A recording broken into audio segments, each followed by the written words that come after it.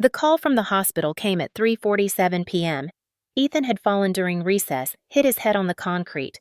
Possible concussion. They were running tests. I needed to come immediately. My hands shook as I dialed my mother's number, tears already streaming down my face. She answered on the second ring. "Mom, Ethan's in the emergency room. He hit his head and they don't know how bad it is yet. Can you and Dad come? Please, I need you." "Oh my God, of course, sweetheart. We're leaving right now. Which hospital?" Her voice sounded genuinely panicked, genuinely concerned. For once, I thought they're going to show up when it matters. "St. Mary's, the one on 4th Street. We'll be there in 20 minutes. Hang in there, baby." I sat in that sterile waiting room for 45 minutes, watching the door, waiting for my parents to burst through. Mark was with Ethan in the examination room while doctors ran CT scans. I'd never felt so alone. Every time the automatic doors opened, my heart jumped. Every time it wasn't them, something inside me died a little more. At 4:35 p.m., my phone buzzed with a notification. Instagram. Against every instinct, I opened it. My sister Carla had started a live stream. The screen exploded with color, pink and gold balloons, a candy station that must have cost a fortune. And there, dead center, were my parents. My mother was holding my niece Sophie, twirling her around in a princess dress. My father was laughing, helping 5-year-old Ellie blow out candles on an elaborate unicorn cake. The caption read, "Last-minute surprise party for our princess. Nothing is too good for our girls." The timestamp showed it had started 10 minutes ago. 10 minutes ago, they were supposed to be rushing to the hospital. 10 minutes ago, they were supposed to be worried sick about their grandson. My phone clattered to the floor. A nurse picked it up, handed it back with a sympathetic smile. She had no idea what she'd just witnessed. I sat frozen, the sounds of the emergency room fading to a dull roar, staring at my parents, celebrating my nieces while my son was getting a brain scan 20 floors above them. Mark came out first, his face drawn but relieved. "He's okay. Minor concussion. They want to keep him overnight for observation, but he's okay." He sat down next to me, then noticed my expression. "Sarah, what happened?" I couldn't speak. I just turned the phone toward him. He watched for 10 seconds before his jaw clenched so hard I heard his teeth grind. "Are you kidding me? They said they were coming. You called them an hour ago." "I know. They said it was an emergency." "I know." "And they're at a party." His voice was rising. People were starting to stare.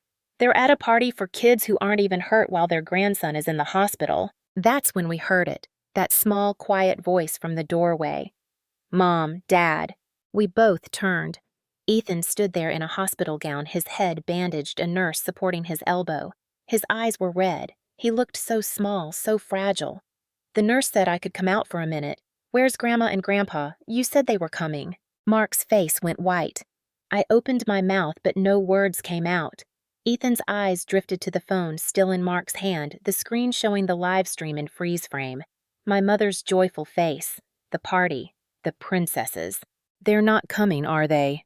His voice was flat, empty. "They never come." Before you hear how this story ends, I want to ask you something. Have you ever been invisible to the people who were supposed to love you most?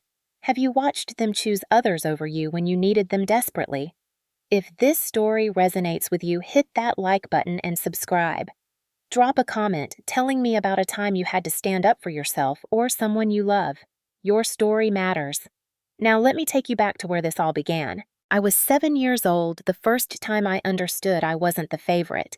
It was my birthday, a Tuesday in September, and my mom had promised we'd do something special after school. I'd been bouncing off the walls all day, telling my second-grade teacher, and anyone who would listen, that my mom was taking me somewhere amazing. When the final bell rang, I ran out to the pickup line, my little backpack bouncing against my shoulders, my heart full of that pure childhood excitement that doesn't know how to protect itself yet. Mom was waiting in the usual spot, but her face looked tired. Carla, only 3 years old then, was strapped in her car seat in the back, already asleep. I climbed into the front seat, my hands shaking as I buckled my seatbelt. "Where are we going, Mommy?" She pulled out of the school parking lot and headed in the opposite direction from downtown where all the fun places were. "Actually, sweetie, we need to make a quick stop at the doctor's office. Carla's been fussy all day and I want to make sure she doesn't have an ear infection." "But it's my birthday," I said, my voice small. I know, honey. We'll do something nice tomorrow, I promise. Tomorrow never came. The next day, Carla did have an ear infection and she needed extra attention. The day after that, my mom forgot. A week later, she remembered and took me to the dollar store. Let me pick out 3 things. I chose carefully, making each choice count, trying to make this small consolation feel like the celebration I'd been promised. Carla got a toy too, even though it wasn't her birthday because she'd been so good at the doctor's office. I remember standing in that dollar store aisle, clutching my 3 small toys, watching my mom coo over how brave Carla had been, and feeling something shift inside me. Not anger exactly, more like resignation. Like some part of me was learning to expect less, to make myself smaller, to not ask for too much. That became the pattern. When I was 9, I won the school spelling bee. I came home with my ribbon practically vibrating with pride, ready to show my parents. Dad was on the phone with work. Mom was folding laundry. "That's nice, sweetie," she said, not looking up. "Put it on the fridge." 2 weeks later, 6-year-old Carla brought home a crayon drawing of our family, and Mom acted like she'd discovered a Picasso. She framed it. It hung in the living room for years. When I was 11, I spent 3 months practicing for a piano recital. I wasn't naturally talented, but I worked hard staying after school to use the music room piano because we didn't have one at home. The night of the recital, Dad said he had to work late. Mom said she'd come but brought Carla, who was restless and loud through the whole thing. Afterward, when other kids' families were taking them out for ice cream and making a fuss, my mom said we needed to get Carla home because it was past her bedtime. In the car, I asked if I'd done okay. "You were fine?" Mom said. "A little stiff, but fine." Fine.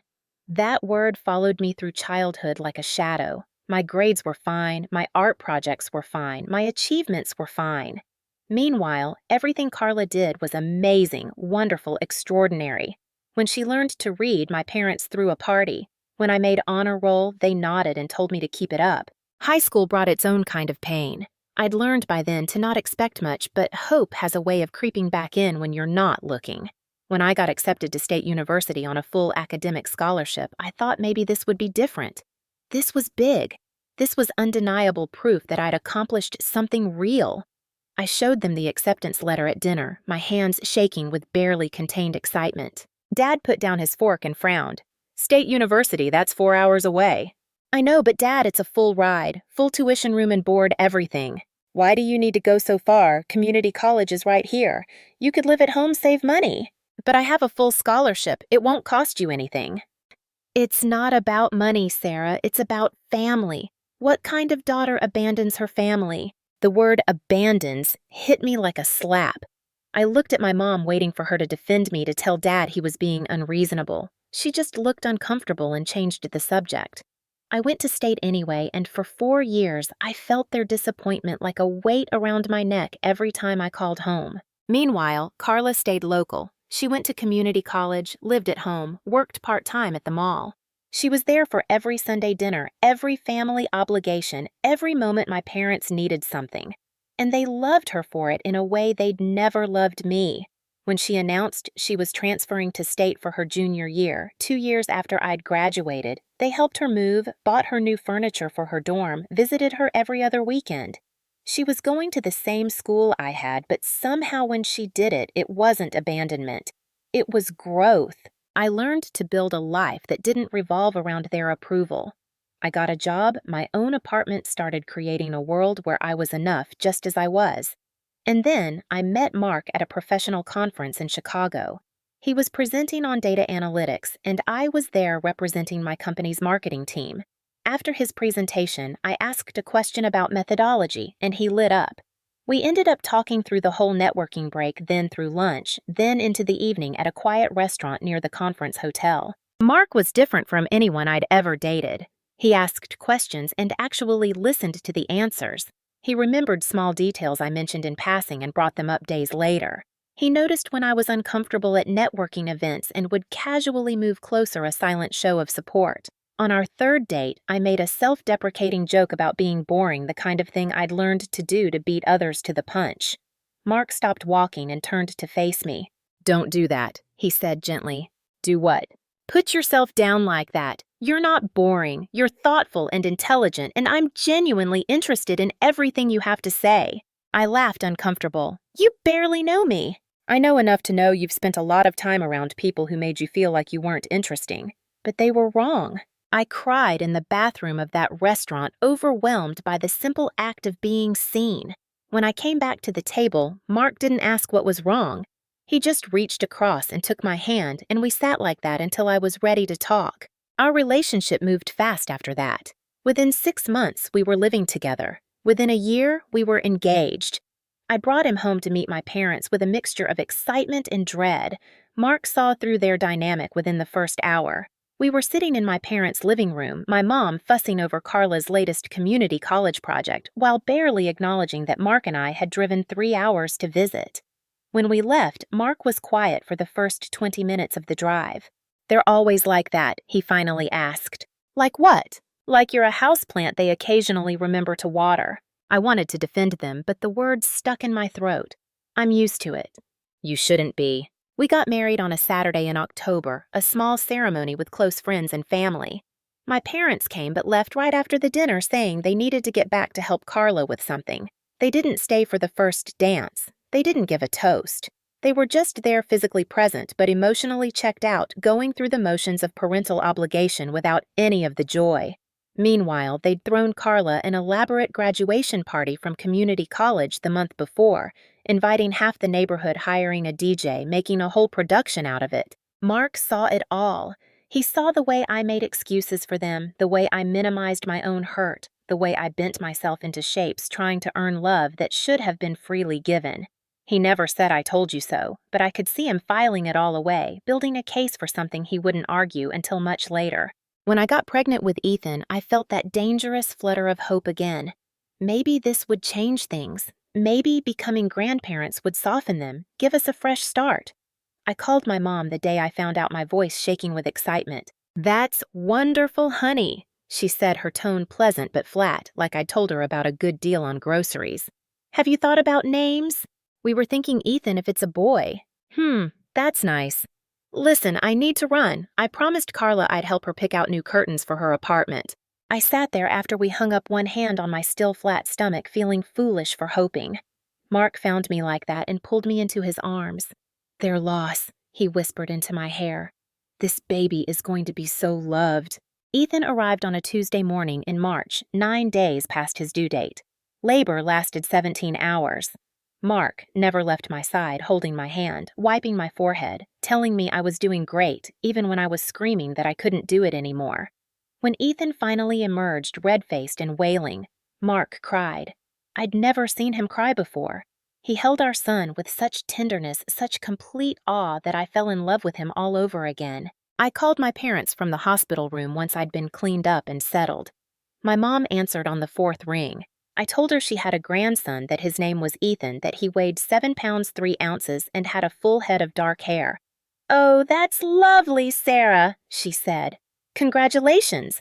I'd come visit, but I have a hair appointment this afternoon, and you know how hard it is to get in with Marlene. A hair appointment. I repeated it flatly, not quite believing what I was hearing. I've had it scheduled for weeks. I'll try to come by tomorrow or the next day. She didn't make it the next day. Or the day after. She and Dad showed up on day 4 when I was already home, exhausted and overwhelmed and bleeding through industrial strength pads. They stayed for 20 minutes holding Ethan awkwardly, making polite comments about his nose and his fingers. They brought a small stuffed bear from the hospital gift shop, still wearing the price tag. Then they left, saying they had dinner plans. I stood in my living room holding my 4-day-old son, watching my parents' car pull away, and something inside me cracked. Mark came up behind me and wrapped his arms around both of us. I'm sorry, he said. For what? That they're not who you deserve. I wanted to tell him it was fine, that I was used to it, but I was so tired of saying those words. So I just leaned back against his chest and cried. The pattern continued as Ethan grew. His first smile, his first word, his first steps. My parents were always busy, always had somewhere else to be. They'd come by occasionally, usually because I'd practically begged, and they'd sit stiffly in our living room checking their watches, making it clear they had better places to be. Ethan would bring them toys to play with, and they'd pat his head absently while talking to each other about their plans for the weekend. Then Carla had Ellie, and everything changed. Suddenly, my parents had all the time in the world. They were at the hospital before Carla even went into labor camping out in the waiting room. They bought a crib, a changing table, a stroller, a car seat, more clothes than one baby could possibly need. They visited every single day for the first month. They fought over who got to hold her. They took thousands of photos and posted them all over Facebook with captions like, "Our beautiful granddaughter and so blessed." I tried to feel happy for Carla. I really did.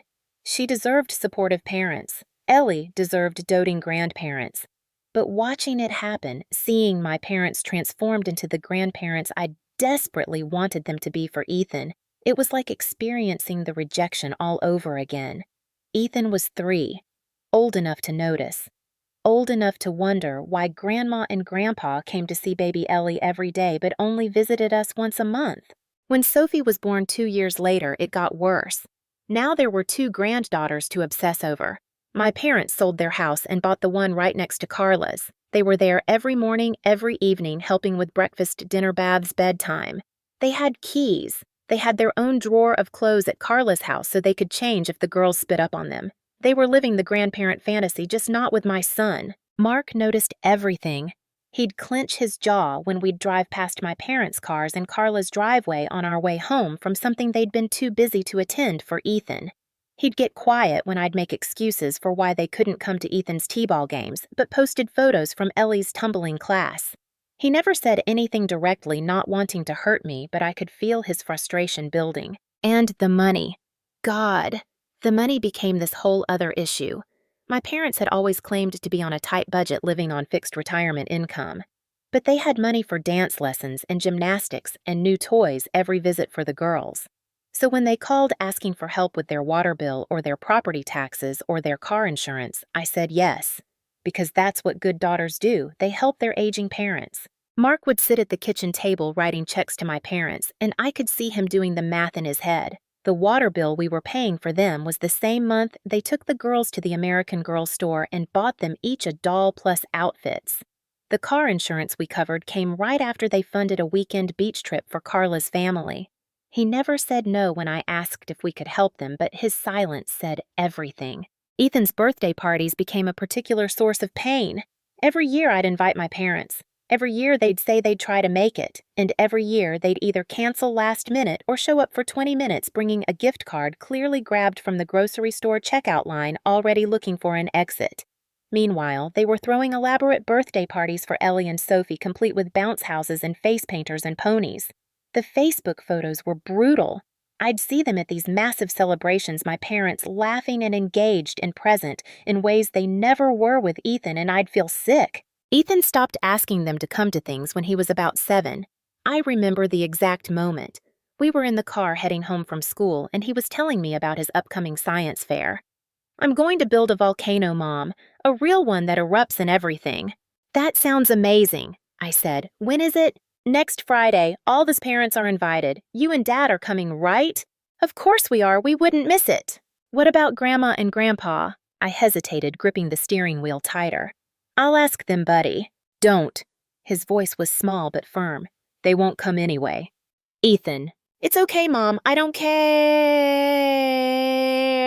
But he did care. I could hear it in his voice, see it in the way he stared out the window, his little jaw clenched just like Mark's did when he was trying not to show emotion.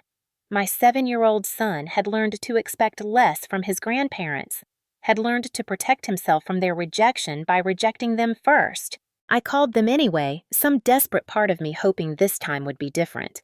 My mom made a non-committal sound and said she'd check their calendar. They didn't come. They didn't even call to say they weren't coming. Ethan won second place with his volcano. Mark and I cheered like he'd won a Nobel Prize. We took him out for pizza and made a huge fuss, and Ethan smiled and laughed, but there was something dimmer about it, something learned. By the time Ethan was 9, the pattern was so established it was almost predictable. His baseball games, his school plays, his science fairs, his award ceremonies. My parents always had an excuse. Too tired, too busy, not feeling well other plans. but they were at every single one of Ellie and Sophie's activities. Dance recitals, gymnastics, meet school concerts, birthday parties, random Tuesday afternoons just because. They were there present and engaged and everything I'd wanted them to be. I tried talking to my mom about it once. Ethan had just turned 9 and they'd missed his birthday party for the 3rd year in a row. I called her the next day, having rehearsed what I wanted to say. "Mom, I need to talk to you about something." "Of course, honey, what is it?" "You missed Ethan's birthday again." "Oh, I know. I'm sorry. We were just so exhausted. Retirement isn't as restful as everyone says it is." "But you were at Ellie's dance recital the same day. I saw the photos on Facebook." There was a pause. "Well, that was different. Carla needed us. She was overwhelmed." "I needed you too, Mom. Ethan needed you. He asked if you were coming. I had to tell him you couldn't make it again." "Sarah, you're not being fair. We do our best. We're not young anymore. We can't be everywhere at once." "I'm not asking you to be everywhere. I'm asking you to be somewhere. Anywhere. Just once show up for your grandson."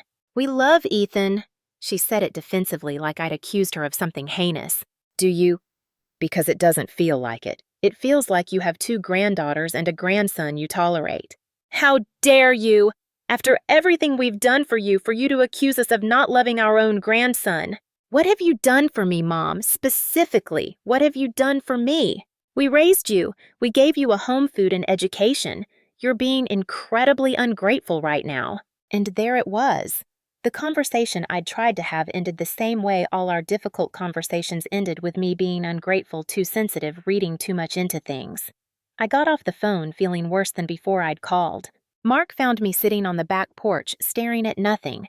He sat down next to me and didn't say anything for a long time. Finally, he spoke. "You know it's not going to change, right?" "Maybe if I just—" "Sarah." He took my hand. "It's not going to change.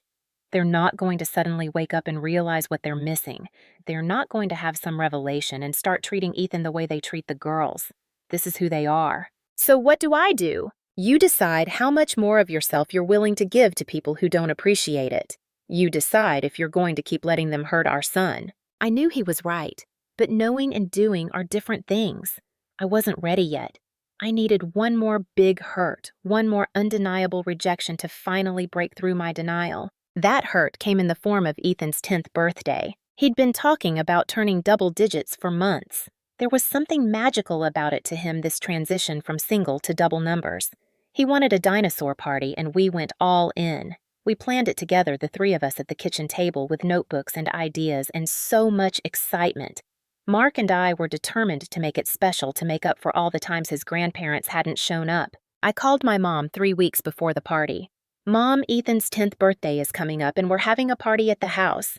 He really wants you and Dad to be there." "Of course, we wouldn't miss it. What day?" "Saturday the 23rd, 2 o'clock. "Let me write that down. Saturday the 23rd, 2 o'clock. We'll be there." Something in her voice sounded genuine.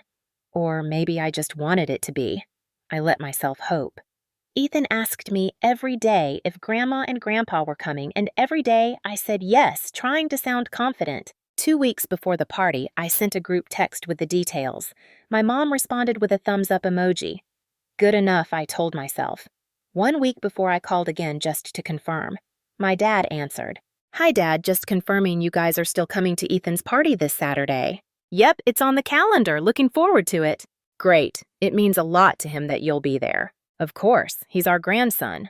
I should have known better than to believe it, but I was so desperate for it to be true, for them to finally show up, that I let myself believe his words, even though 10 years of experience told me to know better. The text came Friday afternoon. I was at the grocery store loading green everything into my cart. Plates, cups, napkins, balloons, streamers, everything dinosaur-themed in green. My phone buzzed and I saw my mom's name. "Can't make it tomorrow. Tightening the belt, you understand." That was it. No apology. No explanation. Just 11 words that shattered my son's hopes and confirmed every fear I'd ever had about my worth to my parents. I stood in the party aisle of the grocery store staring at that text, and I felt something inside me go very still and very cold. Around me, people pushed carts, kids asked for toys, life continued normally. But I couldn't move. My hands were shaking so badly I almost dropped the phone. It rang. "Mark," I answered. Hey, just checking out your ETA. Ethan's starting to worry that we don't have enough dinosaur eggs for the hunt. They're not coming. My voice sounded strange flat. What? My parents. They're not coming to his party. Sarah. Tightening the belt. That's what she said. Like they didn't just pay for a beach week for Carla's family last month. Like they aren't at the girls' house every single day buying them whatever they want. But they can't afford to drive 15 minutes to their grandson's 10th birthday party. Come home. Forget the shopping. Just come home. I'm almost done. I'll be there soon. I finished shopping on autopilot, my mind blank, my body just going through the motions. When I got home, Mark met me in the driveway and took the bags from my hands. Ethan was in his room reading. We had one night to figure out how to tell our son that his grandparents had abandoned him again. That night, Mark and I lay in bed, neither of us sleeping. We don't tell him until after, Mark said into the darkness. Tomorrow is his day. He gets his party, his friends, his cake, all of it. We make it amazing, and then we deal with the fallout. Okay, I whispered. And Sarah, after this we're done. No more money, no more excuses, no more pretending they're going to change. They don't get to do this to him anymore, to us anymore. I wanted to argue, but I couldn't find the words. Part of me had been waiting for this moment, this final straw. I just hadn't realized how much it would hurt when it finally came. Saturday morning arrived bright and sunny, perfect party weather. Ethan was up at 6 too excited to sleep. Mark made chocolate chip pancakes shaped like dinosaurs. I hung decorations and tried to smile like everything was fine. Every time my phone made a sound, I jumped, some stupid part of me still hoping for a text saying they'd changed their minds. By 10 o'clock, I'd managed to push thoughts of my parents to the back of my mind. We had a party to throw. Ethan's friends were coming at noon. Everything was ready. The house looked amazing. The backyard treasure hunt was set up. The dinosaur cake sat perfect and green on the kitchen counter. Then at 10:15, my phone buzzed with an Instagram notification. Carla had started a live stream. I almost didn't open it. I was busy. I was focused on making Ethan's day perfect. But something made me click some terrible instinct, some part of me that needed to know. The screen exploded with pink. Pink balloons everywhere, pink streamers, pink tablecloths. 2 enormous unicorn bounce houses took up most of Carla's backyard. A dessert table stretched across one side, loaded with treats that must have cost hundreds of dollars. 2 massive cakes sat in the center, elaborate fondant creations that belonged in wedding magazines. The camera panned across the party, and there were Ellie and Sophie in matching pink dresses squealing with joy. And then the camera found my parents. My mom had Ellie in her arms, kissing her cheek over and over. My dad was spinning Sophie around, both of them laughing. They looked happy. Not tired, not broke, not like people who were tightening their belts. They looked like people at the party they'd chosen to be at. I don't know how long I stood there staring at my phone. Time did something strange, stretching and contracting at once. I heard Mark come into the kitchen behind me, felt him take the phone from my trembling hands, heard his sharp intake of breath as he saw what I was seeing. Sarah. His voice was low, dangerous. Is this happening right now? I nodded, unable to speak. They told you they couldn't afford to come to Ethan's party, and they're throwing this. Looks like it. We stood there in our kitchen that smelled like chocolate chip pancakes and birthday cake, watching my parents live their best grandparent lives with my sister's children 24 hours after telling me they couldn't afford to see their grandson. That's when we heard Ethan on the stairs. Those footsteps running because he was too happy to walk. He burst into the kitchen wearing his favorite dinosaur shirt, his hair still damp from the shower, his face lit up with pure 10-year-old excitement. His eyes went to the phone in Mark's hand. I saw him register the pink, the cakes, the bounce houses. Saw him spot his grandparents' faces. Watched his smile fracture and fall piece by piece like watching something beautiful shatter in slow motion. He stood frozen, taking it all in. The timestamp marking it as happening right now. The elaborateness of it all, the money and time and attention poured into his cousin's party. The same grandparents who couldn't come to his. He took a step backward, then another, his hand reaching for the counter like he needed something solid to hold on to. His eyes found mine, and I saw 10 years of accumulated hurt reflected there. But it was his voice that broke me small and resigned, and so tired. They forgot about me again, didn't they, Mom? Not a question. A statement. Because my 10-year-old son had learned to expect this, had learned that his grandparents' love came with conditions he apparently didn't meet. Mark moved first. He set the phone face down on the counter with a controlled precision that told me he was barely holding himself together. He walked to Ethan and knelt down his hands on our son's shoulders, looking him right in the eyes. "Listen to me, Ethan. Your grandparents made a choice today, and it was the wrong choice, but that is about them, not you. Do you hear me? This has nothing to do with you not being good enough. This is about them not being good enough for you." Ethan's lip trembled. "But why don't they like me?" "I don't know, buddy. I honestly don't know. But it's not because of anything you did or didn't do. Some people, they just don't know how to love right, and that's their loss, not yours." Ethan nodded, but tears were streaming down his face. Mark pulled him into a hug, and I watched my son's shoulders shake with silent sobs. My own tears started hot and angry. I moved to join them, wrapping my arms around both of them. We stood there in our kitchen, the three of us holding each other, while green dinosaur decorations hung cheerfully around us, mocking the moment with their festive brightness. When Ethan finally pulled away, his face was red and splotchy. "I don't want them to come to my party anymore." "Okay," I said. "Ever again. I don't want them to come to anything ever again." Mark looked at me over Ethan's head, and I saw my own decision reflected in his eyes. "Okay," I repeated. "They won't." We spent the next hour doing what we could to salvage the day. Mark took Ethan outside to finish hiding the treasure hunt eggs.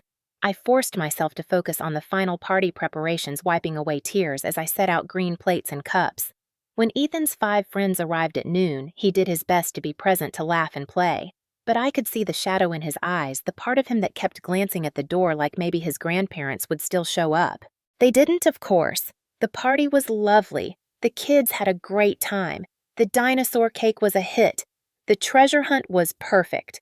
Ethan's best friend Jake gave him a robot kit they could build together. Everyone sang happy birthday with enthusiasm. In the photos I took that day, if you don't look too close, you'd think it was just another successful kid's birthday party. But if you look at Ethan's eyes in those pictures, really look, you can see the hurt. By 5 o'clock, the last parent had picked up their kid. Mark started cleaning up while I found Ethan in his room, sitting on his bed, surrounded by new toys, staring at nothing. "Hey, buddy, it was a good party, right?" He nodded. "Thanks, Mom, it was really fun." I sat down next to him. "I'm sorry they didn't come." "It's okay, I'm used to it." Those 4 words, "I'm used to it," coming from my 10-year-old son, broke something fundamental in me. No child should be used to being forgotten by their grandparents. No child should expect abandonment. That evening, after Ethan was finally asleep, emotionally exhausted, Mark and I sat in our living room surrounded by green streamers and half-deflated dinosaur balloons. He had his laptop open, his face grim in the blue light. "I'm canceling everything," he said. "The automatic payment to their water bill, our contribution to their property taxes, the car insurance we've been covering." "Okay. And I'm blocking their numbers on my phone. You should too." "Not block. Silence. If they want to reach me, they can leave a message and I'll decide if I want to respond." He nodded. "Fair enough. But Sarah, I need you to understand I'm serious about this. No more money. No more making excuses for them. No more pretending they're going to change. They don't get access to us anymore. Not to you, not to me, and especially not to Ethan." "I know. Do you? Because you've said things like this before, and then they call crying about some bill and you give in. This is different." "How?" I looked at the place where Ethan had stood that morning, watching his grandparents celebrate someone else's party on the day before his own. "Because it's not just me anymore. I could take it being treated like an afterthought, but watching them do it to Ethan, I can't. I won't." Mark closed his laptop and pulled me close. "Good, because you both deserve so much better than what they've given you." Sunday passed quietly. We slept late, ate leftover birthday cake for breakfast, watched movies in our pajamas. Ethan seemed lighter somehow, like a weight had been lifted. He didn't mention his grandparents once. Monday came, then Tuesday. By Wednesday, I'd started to relax, thinking maybe they'd just accept it. Maybe they'd realize what they'd done and leave us alone to heal. Then Thursday morning arrived with someone pounding on our door so hard the frame rattled. Mark had already left for work. Ethan was at school. I was working from home on a video call with my team when the pounding started. I muted my mic and went to the door, my heart racing. Through the peephole, I saw my father's face purple with rage. I took a breath and opened the door. He didn't wait for an invitation, just pushed past me into the house. "What the hell do you think you're doing?" he shouted. I closed the door and turned to face him, crossing my arms over my chest. "You'll need to be more specific." "Don't play games with me. The water company called. Said our bill is 3 months overdue. They're threatening to shut us off." Okay, that's all you have to say. You've been paying that bill for 2 years and suddenly you just stop. Yes. Why? You missed Ethan's birthday party. He blinked, clearly thrown. What does that have to do with anything? You told me you couldn't afford to come. You said you were tightening the belt, and then you threw an elaborate party for Ellie and Sophie the very next day. That's different. How is it different? Carla needed help with that party. She was overwhelmed. We were just being good parents and grandparents. And what are you being to Ethan? We love that boy. Don't you dare suggest otherwise. I laughed, a harsh sound that surprised even me. You love him. Then show me. Show me one time in the last year you've shown up for him. One birthday, one baseball game, one school event. One single time you chose him. We're not young anymore. We can't be everywhere. But you can be at the girls' house every single day. You can make every single one of their events. You have energy for them, time for them, money for them, just not for Ethan. His face was getting redder. You've always been difficult, Sarah, ever since you were little. Always so damn sensitive, always making things harder than they need to be. And Carla's easy right. Carla's pleasant. Carla does what you want. I've heard it my whole life, Dad. I'm difficult and she's easy. I'm sensitive and she's understanding.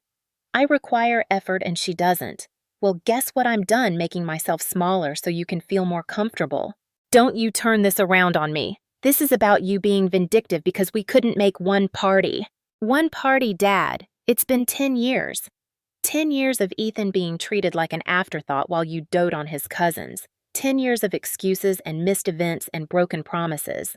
That party was just the final straw. He's fine. The boy is fine. He doesn't need all that fussing over. Some kids are just lower maintenance than others. The words hung in the air between us, ugly and undeniable. Lower maintenance. Like my son was a pet or an appliance.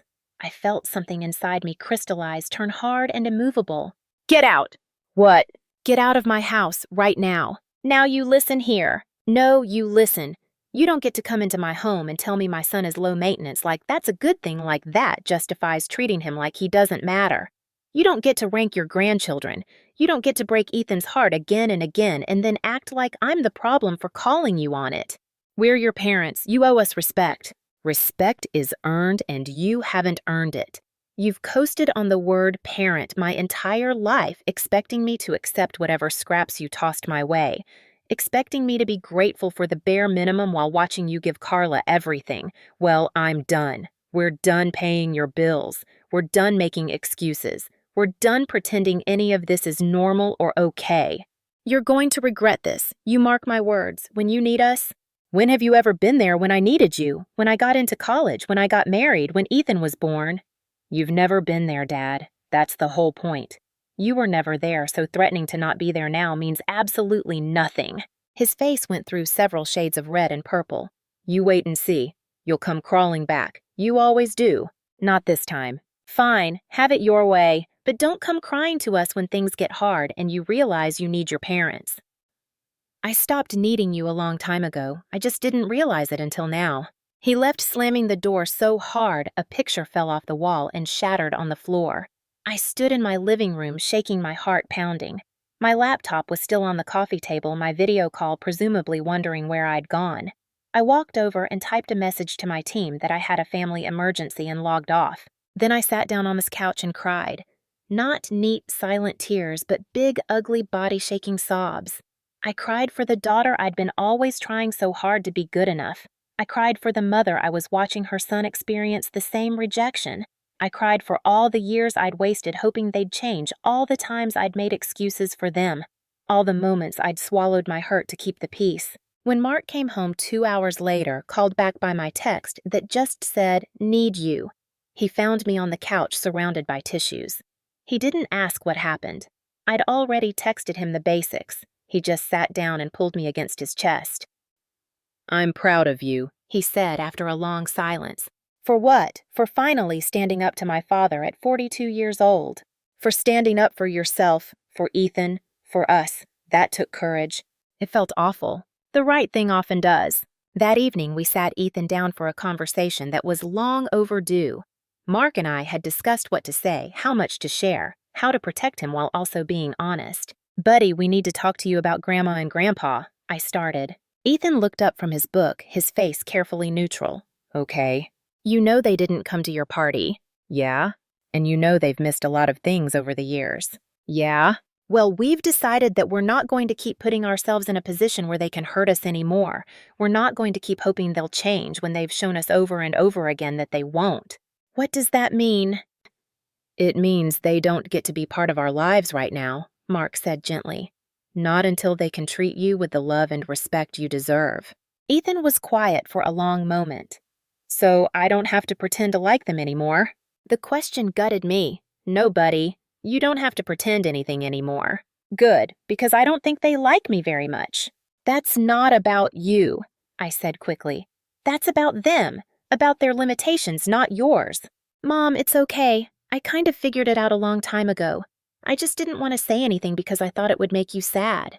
And there it was. My 10-year-old son had been protecting my feelings while his heart was breaking. You can always tell me when you're sad or hurt. Always. I'd rather know than have you carry it alone. Okay. That night, after Ethan was asleep, Mark and I made a list of all the ways we'd been supporting my parents financially. The water bill, the property taxes, their car insurance, random emergencies that always seemed to pop up. We canceled every automatic payment, documented everything in a spreadsheet in case they tried to claim we owed them something. Then we sat and looked at the number.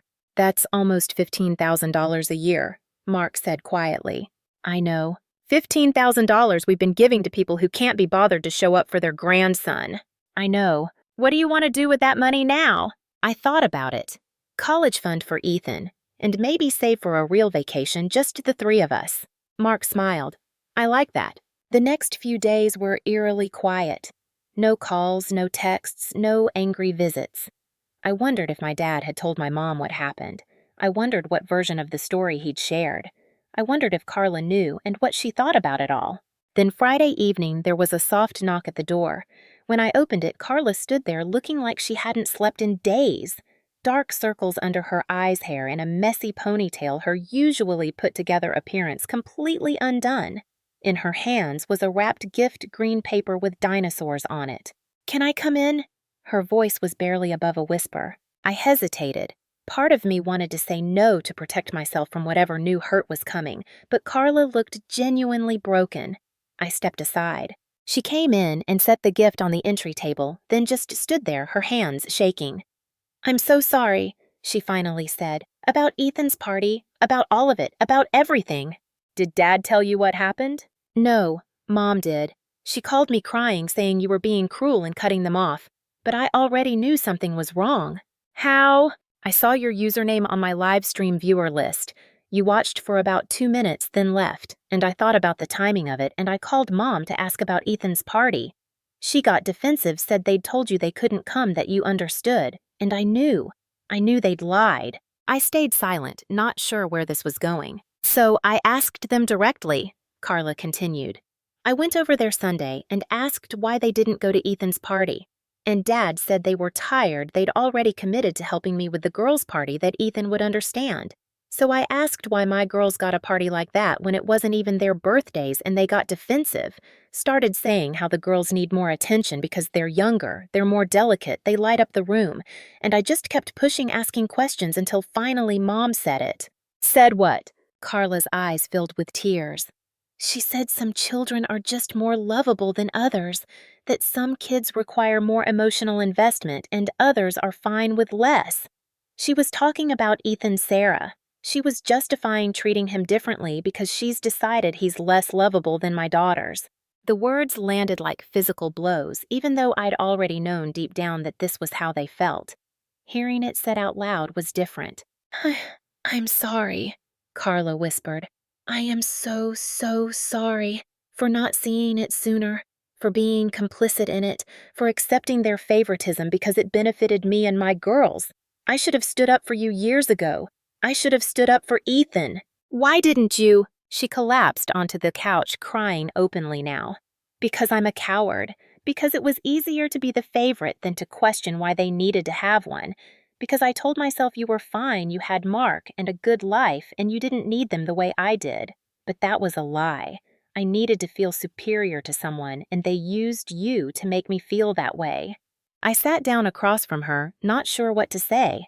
I'd spent years being angry at my parents, but I'd never really directed that anger at Carla. She was just the recipient of their love, not the reason for my lack of it. But sitting there listening to her confession, I realized she had played a role. She'd accepted their generosity without question, had soaked up their attention without ever wondering what it cost me. I've been having panic attacks, Carla said suddenly. Chest pains, trouble breathing. I went to the doctor thinking it was my heart, but they said it's anxiety. Severe anxiety. And I realized the source of it was them. The pressure to be perfect, to have perfect kids, to maintain their perfect family image. Because I'm the favorite, I can never mess up. I can never disappoint them. I can never be less than wonderful because then, what was the point of all those years of you being treated as less? Carla. No, let me finish. I told them I was bringing Ethan his birthday present and they told me not to. They said you were being dramatic, that you'd come crawling back eventually, that I shouldn't encourage your tantrum. And I realized that's how they see all of us, as things they can control and manipulate, as people who exist to make their lives easier. What did you tell them? I told them that if they couldn't treat Ethan with the same love they show my girls, they wouldn't be seeing my girls anymore. I stared at her. What? I'm serious. I'm done letting them use my children as pawns in their twisted game. Either they treat all their grandchildren equally, or they don't get access to any of them. Carla, you don't have to do that. The girls love them. And Ethan loved them too once, before they broke his heart over and over again. I won't let them do that to Ellie and Sophie. I won't let them grow up thinking some people matter more than others based on arbitrary preferences. We sat in silence for a moment, and I felt something shift between us. All those years of being pitted against each other, and we were finally seeing the same truth. What did they say? I asked. Dad exploded, said I was ungrateful turning into you, that the girls would suffer without their grandparents. Mom cried and said they'd done nothing wrong, and then Dad said something that made me walk out and never look back. What?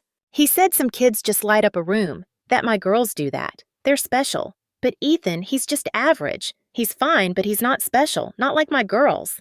The words hung between us. Average, fine, not special. This is how my father described my son to my sister, justifying years of neglect with brutal honesty.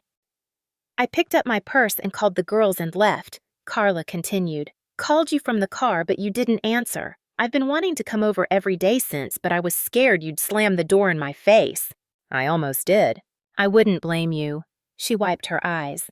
I know I can't undo the years of being complicit in their treatment of you and Ethan, but I want to try to make it better. I want us to actually be sisters, not competitors in their twisted game. I didn't know what to say. Part of me wanted to forgive her immediately, to grab onto this olive branch. But another part of me was still hurt, still angry at all the years she'd stayed silent. I need time, I finally said. I appreciate you coming here and being honest, but I need time to process all of this. I understand. Take all the time you need. Just know that I meant what I said. I'm done with them. They don't get access to my family until they can acknowledge what they've done and genuinely change. After Carla left, I went upstairs and found the green dinosaur gift still sitting on the entry table. I brought it up to Ethan's room. He was building with Legos, completely absorbed. Aunt Carla brought you a birthday present, I said. He looked up surprised. She did. Yeah, she's sorry she missed your party. He took the gift carefully and unwrapped it. Inside was a robotics kit, a really nice one, the exact one he'd been talking about for months. There was a card, too. I watched him read it, his lips moving slightly. She says she's sorry she didn't stand up for me before, but she will from now on, he said quietly. What does that mean? It means she realized Grandma and Grandpa haven't been treating you fairly and she's not okay with it. Oh, he turned the robotics kit over in his hands. That's cool of her. Yeah, it is. Over the next few weeks, Carla and I started rebuilding our relationship. She brought the girls over and we had dinner together. Ethan and his cousins played in the backyard, just being kids without the weight of our parents' dysfunction hanging over them. It was strange at first, awkward, both of us learning how to be sisters without our parents' toxic dynamic shaping every interaction. One Saturday afternoon, about a month after everything blew up, Carla and I were sitting on my back porch watching the kids play. The girls were teaching Ethan some complicated hand-clapping game, all of them dissolving into giggles when they messed up. "I talked to Uncle David," Carla said suddenly. "Dad's brother." "Yeah, he called after he heard through the family grapevine what happened. He said he was proud of us for standing up to them." "Did he say anything else?" "He said Dad's always been like this, even as kids. Always needed to have a favorite, someone to build up and someone to tear down. He said their mom was the same way." "So it's genetic." "Maybe. Or maybe it's just learned behavior passed down." Either way, Uncle David said the best thing he ever did was move across the country and limit contact. He said he used to feel guilty about it, like he was abandoning family. But then he realized you can't save someone who doesn't think they need saving. I thought about that. Do you think they'll ever realize what they've done? Honestly, no. I think they'll convince themselves we're the problem, that we're ungrateful and difficult and too sensitive. They'll be the victims in their own story. That makes me sad. Me too. But it also makes me relieved, because it means we don't have to keep trying. We don't have to exhaust ourselves hoping they'll change. That evening, Mark and I decided to take Ethan out for ice cream, just because. We were sitting in our favorite shop, Ethan with a cone almost as big as his head, when he said something that made my heart swell. "Mom, Dad, I like things better now." "Better how, buddy?" Mark asked. "Without Grandma and Grandpa. It's less sad. Like before, I was always waiting for them to show up and getting disappointed. Now I'm not waiting anymore, and Aunt Carla and the girls come over a lot, and that's fun. It just feels lighter." I reached over and squeezed his hand. "I'm glad, buddy. Plus, you guys seem happier too, like you're not as stressed out all the time." Mark and I looked at each other. "You noticed that?" "Yeah, you smile more now, both of you." He was right. Without the constant drain of managing my parents' expectations and emotions, without the financial stress of supporting them, without the emotional labor of trying to bridge an unbridgeable gap, we did smile more. We had more energy, more patience, more joy. About 2 months after the confrontation, I ran into my parents at the grocery store. I was in the produce section reaching for apples when I heard my mother's voice behind me. I turned slowly, my heart suddenly pounding. They both looked older. Smaller somehow. My mom's hair had more gray, and my dad had lost weight, his clothes hanging loose on his frame.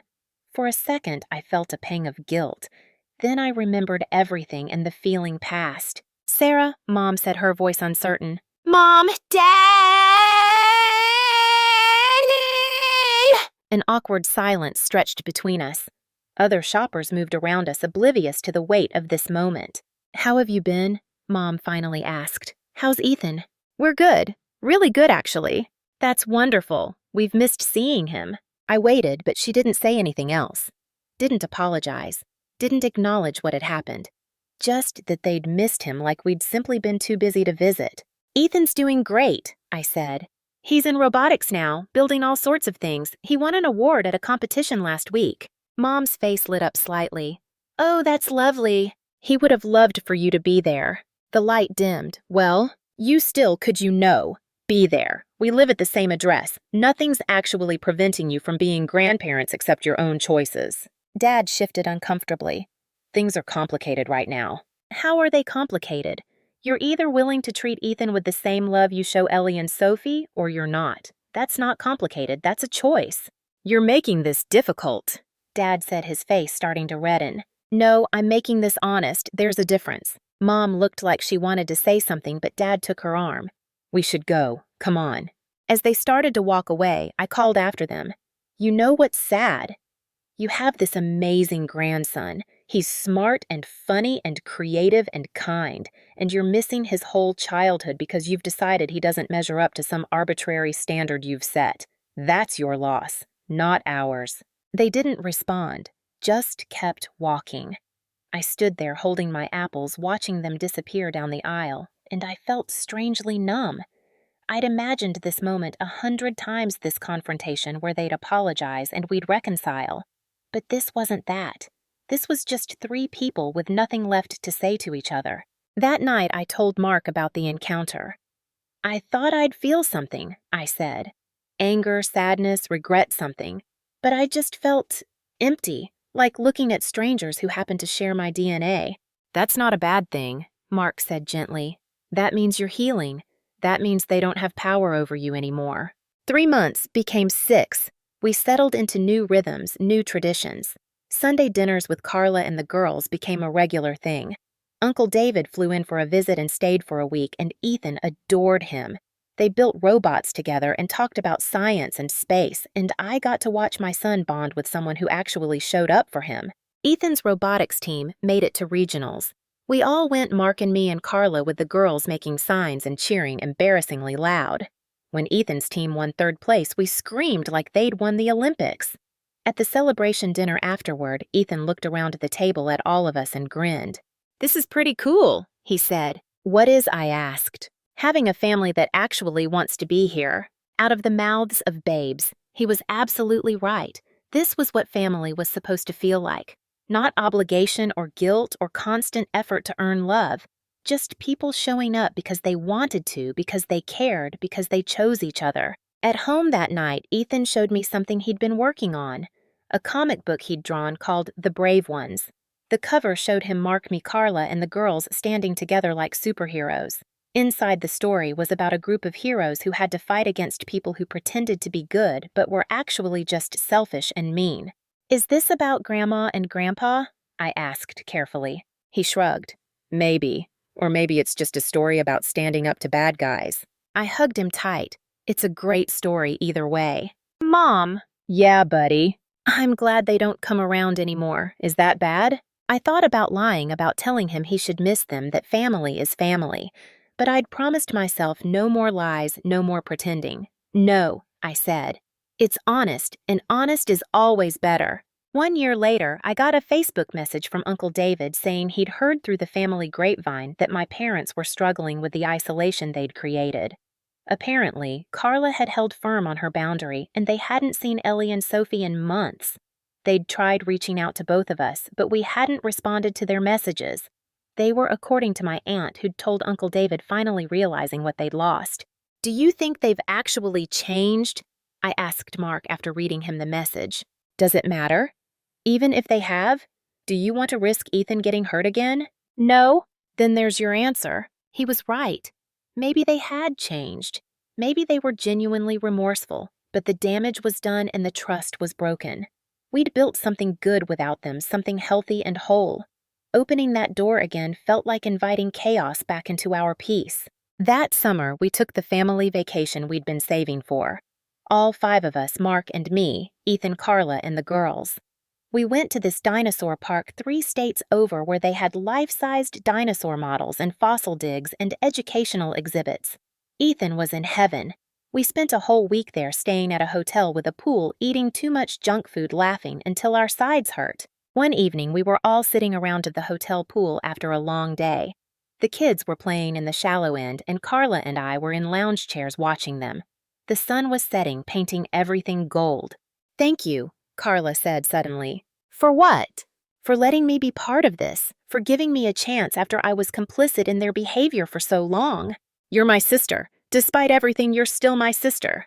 "I know, but I didn't act like it for a long time, and you still let me in. That means a lot." I looked at her, really looked at her, and saw someone who was trying, who was showing up, who was choosing us. "You're showing up now. That's what matters." Ethan called out to me from the pool, showing off some dive he'd learned. I waved and gave him a thumbs up. He grinned that full, uninhibited smile that had been missing for so long but was back now, bright and genuine. "You did the right thing," Carla said. "Standing up to them. I know it was hard, but look at him. Look at how happy he is." She was right. Ethan was happy. Not just happy despite our parents' absence, but happy because of it.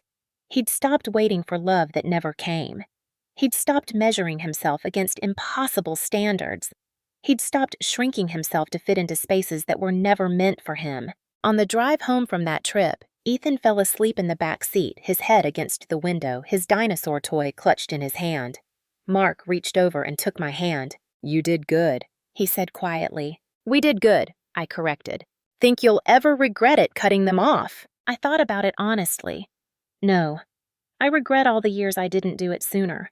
I regret letting Ethan get hurt as many times as he did, but cutting them off, that was the healthiest choice I've ever made for our family. Good. Now it's been almost 2 years. Ethan is 12, taller than me now, his voice starting to change, becoming who he's going to be. He's thriving. He's in advanced classes at school, the robotics team. He has great friends. He talks about becoming an engineer, about building things that help people. He's confident and kind and secure in his worth. Carla's girls are doing great too. Ellie is in competitive gymnastics and Sophie just started piano lessons. They come over at least twice a week and the 3 kids are as close as siblings. We've created our own family, one built on showing up, on keeping promises, on unconditional love. I still see my parents occasionally in passing, at the grocery store, at the mall, once at a restaurant where they were dining alone on the other side of the room. They look older each time, lonelier. They've never apologized. They've never reached out with any genuine acknowledgement of what they did. I think they're waiting for me to come back to accept things as they were, to sweep it all under the rug like we always did. They'll be waiting a long time. Sometimes people ask if I feel guilty, if I regret cutting them off. The answer is no, and it surprises people. But guilt is what you feel when you've done something wrong. I didn't do anything wrong. I protected my child. I protected myself. I stopped accepting crumbs when we deserved a seat at the table. The best revenge, they say, is living well. I don't know if I'm doing this for revenge, but we are living well. We're building something good, something that will last. We're breaking generational cycles.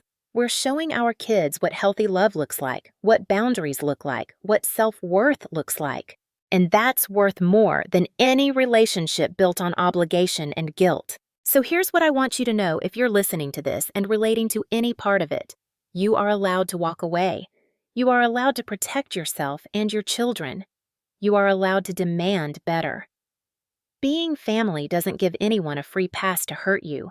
Love isn't supposed to leave you feeling less than. It's supposed to build you up. If the people in your life can't see your value, that's their loss. Stop shrinking yourself to fit into spaces that were never meant for you. Stop making excuses for people who won't make efforts for you. Stop teaching your children to accept less than they deserve by accepting less than you deserve. You are enough. You have always been enough. And somewhere out there are people who will see that, who will choose you, who will show up. Find those people. Build your family with those people. Let go of the ones who make you feel invisible. It won't be easy. There will be grief and guilt and fear. There will be moments when you question yourself. But on the other side of that fear is freedom, is peace, is the life you were always meant to have. I found mine. You can find yours too. So let me ask you this. Have you ever had to make the hard choice to walk away from someone who was supposed to love you? What did that teach you about your own strength? Share your story in the comments. Let's build a community of people who refused to settle for less than they deserved. And if this story resonated with you, if you see yourself in Sarah or Ethan or anyone in this family, please hit that like button. Subscribe so you don't miss more stories about finding courage in impossible situations. Share this with someone who needs to hear that they're not alone. Because you're not alone. None of us are. We're all out here building better lives, breaking toxic cycles, choosing ourselves. And that's something worth celebrating. Thank you for listening. Thank you for being here. And remember, sometimes losing people is actually finding yourself.